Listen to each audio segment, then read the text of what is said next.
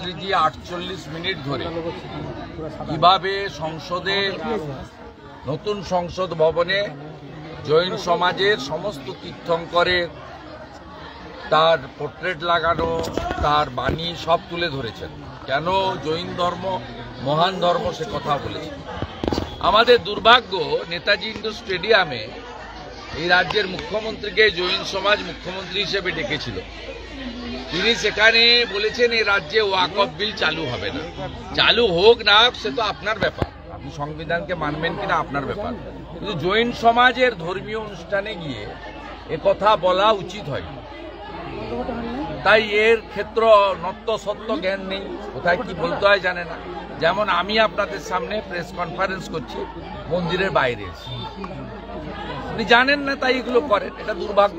আজকে মহাবীর জয়ন্তী, কোলাঘাটে এই জৈন মন্দিরের প্রচুর প্রাচীন ইতিহাস আছে। 2004 সাল থেকে 21 বছরের সম্পর্ক, বছরে একবার তো আসি, 2-3 বারও হয়ে যায়। এরা আমাকে বারবার দুহাত ভরে নির্বাচনী রাজনীতিতে আশীর্বাদ দেন, সহযোগিতা করেন। আমি কখনো এই মন্দিরে নির্বাচনের সময় আসি না, কিন্তু এরা আমাকে আত্মীয়র মতো গ্রহণ করে। এবং এই সমাজ অত্যন্ত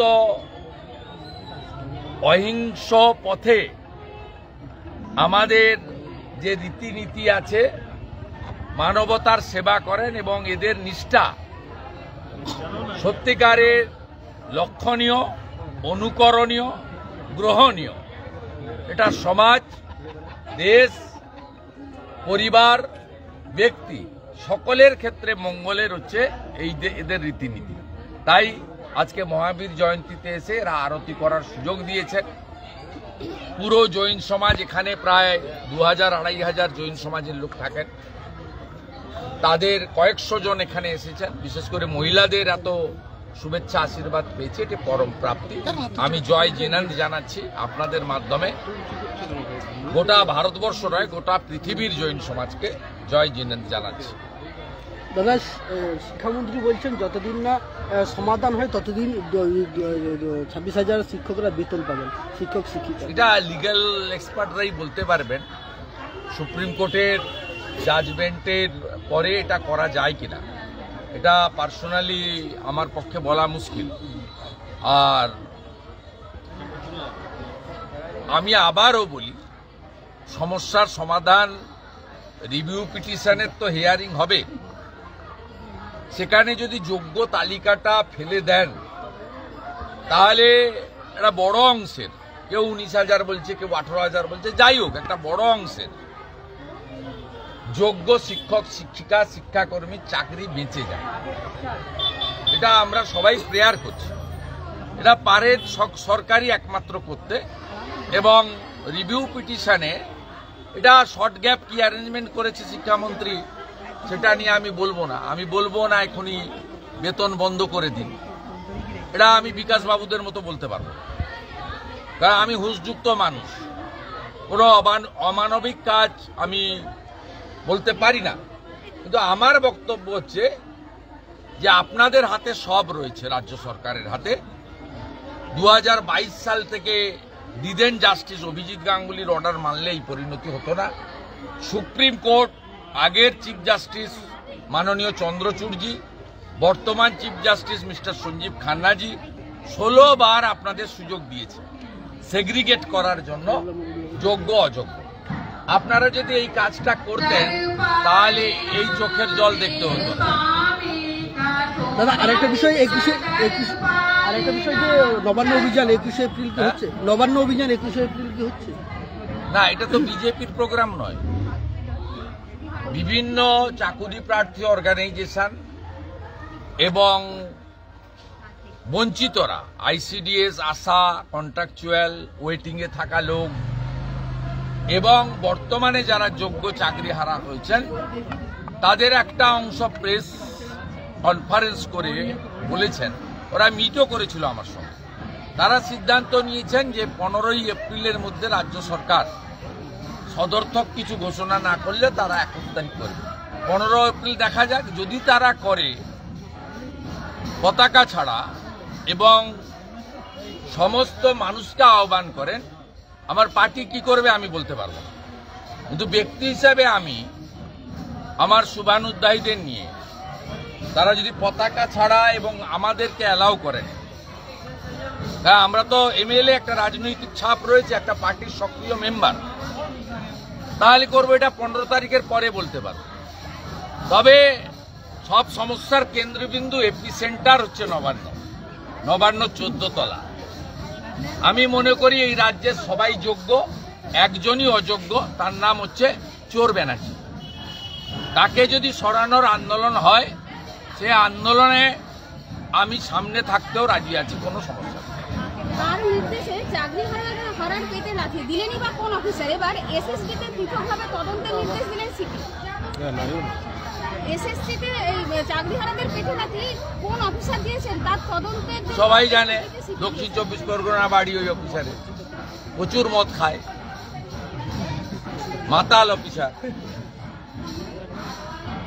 পাড়ায় পিছন থেকে লাথি খায়, জিহাদিদের লাথি, আর এখানে গিয়ে শিক্ষকের পেটে লাথি খায়। বাংলা দেখছে। ফিরাজ হাকিম বলছেন কসবা কেন গেলেন শিক্ষকরা, যদি নথি বা কোনো কাগজ হারিয়ে যেত? ফিরাজ হাকিম ওর কথার উত্তর দেওয়া উচিত নেই। মিউনিসিপাল রিক্রুটমেন্ট স্ক্যামে আপনারা ওয়েট করুন না, আপনারা আপাদ মস্তক মিউনিসিপাল রিক্রুটমেন্ট স্কিমের হোতা হচ্ছেন উনি। He is the main kingpin of the municipal recruitment. আপনারা ভাবছেন কেন, তাড়াহুড়া করছেন কেন? মুখ্যমন্ত্রীর আশ্বাসের পর শিক্ষামন্ত্রীর মুখোমুখি চাকরি হারারা শিক্ষামন্ত্রীর মুখোমুখি বসতে চাইছেন। যারা বসতে চাইছেন, তারা যারা সমস্যা করেছে তাদের কাছে বসতে চাইছেন। আমি তো সেদিনও বলেছি। আমি একটা জিনিস বুঝতে পারছি না, এটা অভয়াকাণ্ডতেও কার্যত আন্দোলনটা সাস্টেন করে, এটা আমার কথা না, ওর বাবা মার কথা। প্রথমত রাজ্যের প্রধান বিরোধী দলকে আপনারা সরিয়ে রেখেছিলেন, অভিজিৎ গাঙ্গুলি, অগ্নিমিত্রা পাল এদের অপমান করেছিলেন। আপনারা বারবার বলেছেন ঢুকতে দিব না, ঢুকতে দিব না। আবার এই আন্দোলনে আপনারা আচার্য সদনে বসছেন, অন্য জায়গায় যাচ্ছেন, করছেন। অনেকগুলো দাবি আছে। 1 নম্বরে কেন রাখছেন না দফা 1 দাবি 1 মুখ্যমন্ত্রীর পদত্যাগ? এই দাবিটা কেন করছেন না আমি জানতে চাইছি। এই দাবিটা যদি না করেন, আপনাদের আন্দোলন সফল হতে পারে না। কারণ আমি এই রাজ্যের শাসক দলের সঙ্গে ছিলাম, আমি খুব কাছ থেকে এই মুখ্যমন্ত্রীকে 9 বছর দেখেছি। গোটা রাজ্যে কি ব্যুরোক্রেসি, কি পলিটিক্যাল, কি এমএলএ, ল মেকার, এমপি, মন্ত্রী, all are lamp post. Only one single post, that is chief minister post. এই রাজ্যের বর্তমান শিক্ষামন্ত্রীকে 13 সালে ঘাড় ধাক্কা মেরে সরিয়ে নিজের লোক পার্থ চ্যাটার্জিকে বসিয়েছিল এই মমতা ব্যানার্জি দুর্নীতি করার জন্য। এই মমতা ব্যানার্জি গত সোমবার দিন নেতাজি ইন্ডোর স্টেডিয়ামে পার্টির ক্যাডারদের নিয়ে মিটিং করেছিল, সেখানে রাজ্যের উচ্চশিক্ষামন্ত্রী বা শিক্ষামন্ত্রীকে একটা শব্দ বাক্য বলতে দেয়নি। প্রকাশ্য রাস্তায় গরু খাওয়া সুবোধ সরকারকে দিয়ে বলিয়েছে। 10,000 টাকা দিলে যিনি ভাষণ দিতে যান সিপিএম এর নেতা আবুল বাসারকে দিয়ে বলিয়েছেন। আগে সিপিএম ছিল, দুটোই 11-র পরে আসামাল। নন্দীগ্রাম সিঙ্গুর বিরোধিতা করেছে এই সুবোধও আর আবুলও। একে 10,000 টাকা দিলে বক্তৃতা করতে যায় এই আবুল বাসার।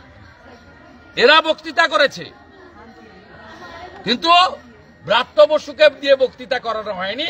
তাই ব্রাত্য বসুর নতুন নাম হচ্ছে ভৃত্য বসু।